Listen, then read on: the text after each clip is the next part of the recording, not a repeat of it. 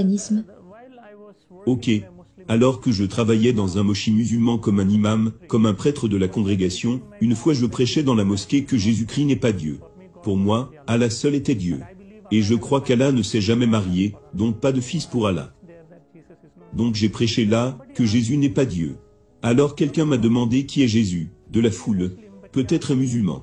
Mais il m'a demandé qui est Jésus, je prêchais qu'il n'est pas Dieu, mais la question est, qui est-il? Pour savoir qui il est, j'ai relu encore une fois le Coran entièrement. 114 chapitres, 6666 versets du Coran. Quand je l'ai lu, le nom du prophète Mohammed, je l'ai trouvé dans le Coran dans 4 endroits. Mais le nom de Jésus, je l'ai trouvé dans 25 endroits. Donc j'étais un peu confus. Pourquoi le Coran donne plus de préférence à Jésus? Et la deuxième chose, je ne pouvais pas trouver le nom d'une femme dans le Coran. Le nom de la mère du prophète Mohammed, ou le nom de la femme, ou le nom des enfants. Rien. Dans le Coran il n'y a que seul, le nom d'une femme que j'ai trouvé, Mariam, la mère de Jésus. Pas le nom d'autre femme. Et dans le Saint-Coran, chapitre 3 le nom du chapitre, c'est « Famille de Mariam ». Et le Saint-Coran chapitre 19, le nom du chapitre lui-même est Mariam. Un chapitre est Mariam. Donc j'étais très curieux, pour savoir pourquoi ce Coran dit toutes ces choses. À propos de Mariam, le Saint-Coran chapitre 3 verset 34 et suivant, dit que Marie est née, sans le péché ordinaire. Elle n'a jamais commis aucun péché dans sa vie. Elle était toujours vierge. Coran chapitre 50 verset 23 dit qu'elle est allée au ciel dans son corps physique. Même l'Assomption est écrite dans le Saint-Coran. Puis à propos de Jésus, quand je lis chapitre 3 versets 45 à 55, il y a 10 points que le Coran fait à propos de Jésus. La première chose que le Coran dit, le mot arabe qui signifie la parole de Dieu, et la deuxième chose Ruhollah, qui signifie esprit de Dieu, et le troisième est Issa qui signifie Jésus-Christ. Donc le Coran donne au nom de Jésus, la parole de Dieu, l'esprit de Dieu, Jésus-Christ.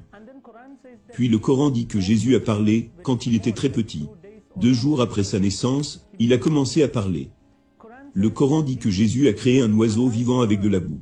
Il a pris de la boue, a formé un oiseau. Quand il a respiré dessus, c'est devenu un oiseau vivant. Donc j'ai pensé, il peut donner la vie. Il donne la vie à cette argile de boue. Et puis le Coran dit que Jésus a guéri un homme né aveugle, et un homme avec la lèpre, etc. Curieusement, le Coran dit que Jésus donne la vie aux morts. Jésus est allé au ciel. Il est toujours vivant, et il reviendra. Quand j'ai vu toutes ces choses dans le Coran, ma pensée était que dit le Coran à propos de Mohammed. Vous savez, selon le Coran, le prophète Mohammed n'est pas la parole de Dieu, pas l'esprit de Dieu. N'a jamais parlé, quand il était âgé de 2 jours. N'a jamais créé un oiseau avec de la boue. N'a guéri aucun malade. N'a jamais ressuscité de mort. Il est lui-même mort, et selon l'islam, il n'est pas vivant, et il ne reviendra pas. Donc il y a beaucoup de différences entre ces deux prophètes. Je n'appelais pas Jésus comme Dieu. Vous savez que mon idée était qu'il était un prophète, mais il est un prophète plus grand que Mohammed. Donc un jour je suis allé voir mon professeur, celui qui m'a enseigné pendant 10 ans au collège arabe, et je lui ai demandé, « Professeur, comment Dieu a créé l'univers ?» Et il a dit que Dieu a créé l'univers par la parole. Par la parole. Puis ma question fut, la parole est créateur ou création? Clairement. Ma question est, la parole de Dieu est créateur ou création? Le Coran dit que Jésus est la parole de Dieu. Si mon professeur répond que la parole de Dieu est créateur, cela signifie que Jésus est créateur. Donc les musulmans devraient devenir chrétiens. Supposons qu'ils répondent que la parole est création, il sera piégé. Vous savez pourquoi? Il a dit que toutes choses furent créées par la parole. Suppose qu'ils disent que la parole est création, alors comment Dieu a-t-il créé le monde? Donc il ne pouvait pas dire que la parole est créateur, il ne pouvait pas dire que la parole est création. Donc il fut assez en colère, il m'a poussé hors de la salle et a dit, la parole n'est pas le créateur, ni la création. Sors d'ici. Ils disent que la parole est création. Ils essaient de prouver.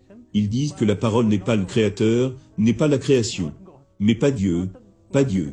Pas le créateur, pas la création. Donc pas Dieu, et également pas la création. Aussi qu'ils ne sont pas égaux avec Dieu, c'est tout leur problème. Donc quand il a dit ça, j'ai dit à mon professeur, la parole n'est pas le créateur, pas la création, c'est pourquoi les chrétiens disent que la parole est fils de Dieu. Puis il m'a dit, s'il y avait un fils pour Dieu, je dois lui montrer la femme de Dieu. Sans aucune femme, aucune chance d'avoir un fils. Alors j'ai montré une partie du Coran. Le Coran dit que Dieu peut voir sans les yeux. Dieu peut parler sans la langue. Dieu peut entendre sans les oreilles. C'est écrit dans le Coran, j'ai dit, si c'est le cas, il peut avoir un fils sans une femme. Donc là nous avons une énorme argumentation. J'ai pris mon Coran, je l'ai gardé sur ma poitrine, et j'ai dit, Allah, dis-moi ce que je devrais faire, parce que ton Coran dit que Jésus est toujours vivant, et que Mohammed n'est plus. Dis-moi qui devrais-je accepter? Après ma prière, j'ai ouvert le Coran. Quand j'ai ouvert le Coran, j'ai vu le chapitre 10, verset 94. Vous savez ce que dit le Coran?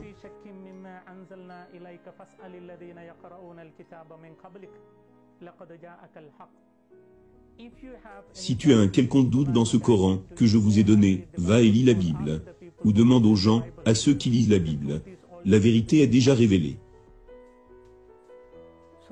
Donc si vous me demandez, qui a fait de moi un chrétien, ce n'est aucun père, ce n'est aucune nonne, ce n'est aucun évêque, ce n'est aucun cardinal, ce n'est pas même le pape. Mais le Saint-Coran m'a converti au christianisme. Donc après avoir vu cela, j'ai décidé d'étudier la Bible, et je suis allé dans un centre de retraite appelé le Centre de la Retraite Divine, qui est en Inde. Nous avons 7 langues de retraite. Beaucoup de personnes y viennent chaque semaine. Vous savez, chaque semaine du lundi au vendredi, il y a retraite résidentielle. Beaucoup d'hindous, musulmans, et chrétiens, et différentes dénominations de partout le monde, les gens viennent là-bas.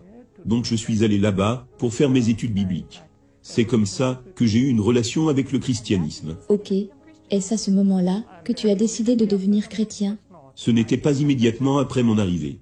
J'ai assisté premièrement à une retraite, et je n'étais pas très heureux. J'avais moins de 19 ans, pas encore. J'ai terminé mes études, et je travaillais dans un collège arabe. Plutôt, je travaillais dans une mouchi. Donc j'avais moins de 19, et alors que je faisais mes études bibliques, il y a eu beaucoup de points qui m'ont touché dans la Bible. Le premier jour, le Père a lu Jean chapitre 1 verset 1. Au commencement était la parole. La parole était avec Dieu. La parole était Dieu. La parole est devenue chair. Donc mon Saint Coran dit que Jésus est la parole de Dieu. Maintenant la Sainte Bible dit aussi que Jésus est la parole de Dieu. Donc j'ai trouvé les deux, très similaires. Et j'étais heureux de savoir que j'ai besoin du Coran, et j'ai besoin de la Bible. Tous les deux. J'étais dans l'humeur qu'un jour je peux devenir chrétien, un autre jour musulman. Un autre jour chrétien, ainsi de suite. Que j'ai besoin des deux. Pendant que j'y pensais, une autre parole que j'ai entendue c'était Jean chapitre 1 verset 12. C'était une telle parole d'amour pour moi. Parce qu'il est écrit dans la Bible, que si une personne accepte Jésus, Jésus lui donnera le pouvoir de devenir enfant de Dieu. Vous savez dans tous les versets du Coran, Allah appelle les êtres humains, esclaves, et Allah est le maître. Le maître ne peut pas aimer l'esclave. L'esclave ne peut pas aimer le maître. Je n'aime pas être appelé esclave par quelqu'un. Le Coran dit que vous êtes esclave. Mais quand j'ai entendu Jean chapitre 1 verset 12, qui dit « Si vous croyez en Jésus, Jésus vous donnera le pouvoir de devenir enfant de Dieu. » Immédiatement j'ai dit « J'ai besoin de Jésus, parce que je veux être un enfant de Dieu. » De là j'ai commencé à appeler mon Dieu « Papa ». Jusque-là je ne savais pas que je pouvais appeler Dieu « Papa ». Vous savez, Jésus a enseigné la prière en langue araméenne. Notre Père qui est aux cieux. En langue arabe, Aboun signifie « Notre Père ». Et si vous me demandez, je ne peux pas exprimer ma joie, chaque fois que j'appelle Dieu, mon Père. Chaque fois que j'appelle Dieu, Père. Et chaque fois que je pense que le Créateur de l'univers est mon Père, j'ai une sorte de joie que je ne peux pas exprimer. C'est au-delà de mon. Une expérience ne peut pas expliquer. Seulement vous pouvez comprendre par expérience. Donc j'aime vraiment appeler mon Dieu, Père. De là j'ai décidé d'accepter Jésus. Donc c'est là que tu as pris la décision de devenir chrétien? Oui. Et l'as-tu dit à ta famille? Non. J'étais resté au centre divin. Et beaucoup d'autres points ont touché ma vie. Et j'ai décidé de devenir chrétien. À ce moment, je manquais à la maison, donc mes parents ont pensé que j'étais dans ma mochi. Et les gens du mochi pensaient que j'étais à la maison. Quand ils ont tous les deux communiqué, ils ont compris que je n'étais pas à la mochi, ni à la maison. Donc ils ont cherché partout. Ils ont donné des avis dans les news, dans beaucoup de journaux, à la télévision, etc. Enfin, ils m'ont trouvé dans le centre de retraite catholique, et finalement mon père vint là-bas. Et c'était horrible, parce qu'il m'a battu sauvagement. Je saignais du nez, et j'étais inconscient. Et il me ramena à la maison. Je ne sais pas comment il m'a pris, mais d'une façon ou d'une autre, il me ramena à la maison. J'étais inconscient. Quand j'ai repris conscience, j'étais dans une petite pièce sans aucun vêtement. J'étais complètement nu. Et mes mains et mes jambes étaient enchaînées avec un cerf. Et je ne pouvais même pas parler, car il y avait de la poudre au chili dans ma bouche, nez, yeux et vous savez, partout où il y avait des blessures, sur ma peau, ils ont appliqué du chili là aussi, pour que j'ai des brûlures. Et ils ont fait tant de choses, car il est écrit dans le Coran, dans plus de 18 endroits, de combattre les non-croyants. Et il est écrit dans certains endroits de tuer celui qui rejette l'islam. Donc mon père était en train d'obéir à la loi du Coran. Donc il veut faire quelque chose. Et pendant ces quelques jours, ils ne m'ont pas donné de nourriture ou d'eau, et j'étais séché, et quand mes lèvres se blessaient, j'essayais de lécher le petit saignement, pour mouiller ma gorge. Puis mon frère est venu, et a uriné dans ma bouche. Il disait, c'est la punition pour toi de croire au Christ. Et ensuite, après plusieurs jours, sans nourriture, ni eau, mon estomac est devenu essoré, et mon corps était devenu faible. Et je suis devenu comme un squelette. Finalement, j'ai perdu le pouvoir de ma mémoire. Je ne pouvais même pas penser, parce que pas de nourriture, pas d'eau. Donc comme un homme mort. Je ne sais pas combien de jours, plus de 20 jours dans la chambre. Et un jour, mon père vint dans la chambre, et il retira ma chaîne. Je n'étais pas réveillé. Et il serra ma gorge très profondément, pour savoir s'il y avait la vie dans mon corps. Donc quand il serra très profondément, je ne pouvais pas respirer. Donc quand j'ai ouvert mes yeux, j'ai pu voir un grand couteau dans sa main. Alors mon père dit, c'est ton dernier moment, aucun espoir. Il dit, si tu as besoin d'Allah, je te permettrai de vivre. Si tu as besoin de Jésus, je vais te tuer. Vous savez que j'étais dans les entrailles, tous ont dit que je devrais mourir, mais ils m'aimaient tellement. Ils ont prié, et ils ont eu la vie pour moi. Et maintenant ils veulent me tuer. Donc je ne sais pas. Je connais très bien mon père, il allait me tuer. Donc quand j'ai su que c'est mon dernier moment pour la mort, j'ai pensé, de toutes les façons, Jésus est mort, mais il est revenu. Si je crois en Jésus et que je meurs, moi aussi, j'aurai ma vie. Vous savez, une sorte de joie. Il est mieux de mourir en Jésus. Quand j'ai décidé, soudainement une lumière tomba sur mon front. Une lumière, quelque chose tomba sur moi. Et il y eut comme une sorte de choc électrique, traversant toutes mes veines. J'étais tellement énergique, vous savez, à partir de quelque part, un flux énergétique vint dans mon corps. Et je ne pouvais pas me contrôler moi-même. Il y avait plein d'énergie dans mes os. J'ai retiré la main de mon père. Et j'ai crié, Jésus. Quand j'ai crié, mon père est tombé sur le sol. Quand il est tombé, avec le couteau qu'il tenait, il y eut une grosse blessure sur sa poitrine. Et il y avait des saignements, et une sorte de mucus sortait de sa bouche, et il criait. Et eux tous étaient dans le choc, mes frères et ma mère, mes sœurs. Ils ne savaient pas ce qui se passait. Donc ils pensaient que mon père était déjà mort. Donc ils ont pris mon père, et ont couru à l'hôpital. Quand ils couraient à l'hôpital, ils ont oublié de verrouiller la chambre de l'extérieur.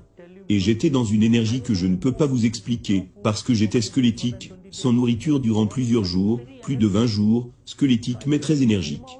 Donc je suis sorti et mis les habits de mon père, j'ai couru pour un taxi, pris un taxi, directement pour aller de là. Sur le chemin, le taximan était un chrétien. Donc il m'acheta des bonbons, des jus et toutes ces choses. Il connaît mes luttes, et il m'emmena à Pota. Et il me contacte même jusqu'à présent. Il est très bon ami à moi, le chauffeur de taxi. Donc je suis allé de nouveau à Pota. Depuis ce jour-là, j'ai réellement compris que mon Jésus est vivant, même actuellement. Quand je l'appelle pour mes besoins. Il m'a sauvé. Ce qui signifie qu'il est présent ici même, alors que je vous parle. Donc c'est ma vie. Partout, je sais qu'il est présent. Car maintenant après ma conversion, il y a 18 ans, je n'ai jamais pensé que les musulmans me permettraient de vivre 18 ans. Et j'ai même prêché au Moyen-Orient, où les Arabes sont venus, rien ne s'est passé. Donc ce qui veut dire que mon Jésus est vivant, et il me protège. Mario, est-ce que ta vie est en danger? Est-ce que les gens essaient de te tuer? Oui. Même après cette expérience, tant de fois ils ont essayé de me tuer. Et à la fin, mes parents, vous savez, ils ont fait une cérémonie funèbre simulée. Vous savez ce que c'est comme un reniement, un rejet. Vous savez ce qu'ils ont fait? Ils ont fait ma statue, et l'ont enterrée dans une tombe. Et ils ont écrit ma date de naissance, et la date de ma mort. Ils ont écrit ma date de naissance originale, mais le jour de ma mort, le jour où je suis devenu chrétien. Quand j'ai pris le baptême. Donc c'est ce jour-là pour eux. Et ils m'ont enterré. Dans ma ville natale, j'ai ma propre tombe. Un de mes amis, un ami chrétien quand il est passé par là, il a pris la photo de cette tombe, et me l'a envoyée. C'est comme ça, que j'ai su que j'ai une tombe. Donc après ça, plus de contact avec mes sœurs que j'aime beaucoup. Ma mère que j'aime vraiment. Mais aucun espoir. Humainement, je dis aucun espoir, mais Dieu peut les toucher en un moment. Donc je prie. Et même s'ils n'acceptent pas le christianisme, je dis toujours que Jésus, s'il te plaît, emmène-les au ciel. Où je suis, j'ai besoin d'eux, donc c'est toujours ma prière. Et tu n'as pas peur de mourir? Jamais. Jamais. Tu ne dois pas l'être non plus. La peur de la mort est en fait une folie. Vous savez pourquoi? Tous ceux qui sont nés devraient mourir un jour. 100%. Nous devons tous mourir. Tu dois mourir. Nous devons tous mourir. Que vous ayez peur, ou n'ayez pas peur, vous devez tous mourir. C'est un fait. Et je dirais que c'est la seule assurance que vous atteindrez sur terre. Mais Christ qui est mort, est revenu. Donc j'ai espoir que si je meurs en Christ, moi aussi je vais revenir. Donc il vaut mieux être sûr de la mort, et qui devrait être en Christ, parce que Jésus a dit très clairement que je vais à la maison de mon Père. Romains, plutôt Jean chapitre 14 verset 3. Je vais à la maison de mon Père. Il y a beaucoup de demeures, et je vais préparer une pour toi. Et je reviendrai pour vous prendre. Donc je suis tellement heureux de savoir que mon Jésus est en train d'arranger un grand bungalow pour moi là-bas.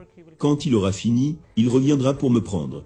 Je pense que c'est un grand bungalow, parce que durant les 18 années passées, les musulmans ont essayé de me tuer, mais ils ne pouvaient pas me tuer. Ce qui signifie que la construction est toujours en cours. Quand ce sera prêt, alors il reviendra pour me prendre. Alors les musulmans pourront me tuer. Jusque-là personne ne pourra. Donc je n'ai pas peur de la mort, parce que c'est un fait. La seule chose auquel je pense, après ma mort, quoi, avoir la vie éternelle. Vous avez besoin de Jésus. Ma foi est que chaque religion dit, le bloc entre Dieu et l'homme est le péché.